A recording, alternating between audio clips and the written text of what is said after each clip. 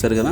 ఏంటంటే దొండకాయ డైరెక్ట్ పచ్చివి తినొచ్చు మీరు, అంటే పచ్చివి ఎక్కువ తినలేము కాబట్టి దీన్ని బాగా ఉడికించాను. జస్ట్ వాటర్లో ఉడికిచ్చేసాను, నార్మల్గా ఉడికించాను అంతే. దీన్ని కొంచెం దానిమ్మతో కలిపి నేను సాల్ట్ కలిపి నేను తింటున్నాను. మార్నింగ్ బ్రేక్ఫాస్ట్గా ఫస్ట్ తినండి.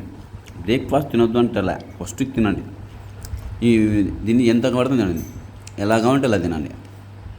తింటే ఏమైందంటే ఫస్ట్గా తగ్గిపోతుంది.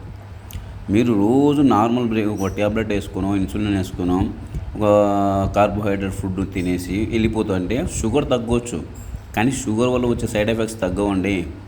కాబట్టి నేచర్ నమ్ముకుంటే, నేచర్ ఇచ్చినవి క్రమ పద్ధతిలో వాడుకుంటే షుగర్ పెరగడం అనేది ఆపడం చాలా ఈజీ.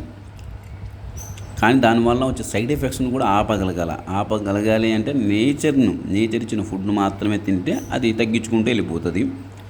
దీనివల్ల ఏమవుతుంది, మెడిసిన్ పెంచాల్సిన అవసరం ఉండదు, వచ్చే కొద్దీ మెడిసిన్ తగ్గించుకోవచ్చు.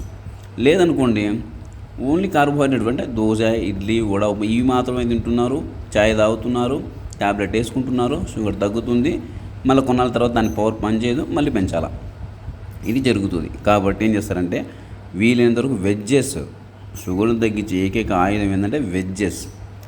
కాబట్టి ఈ దొండకాయని ఇలా తినండి.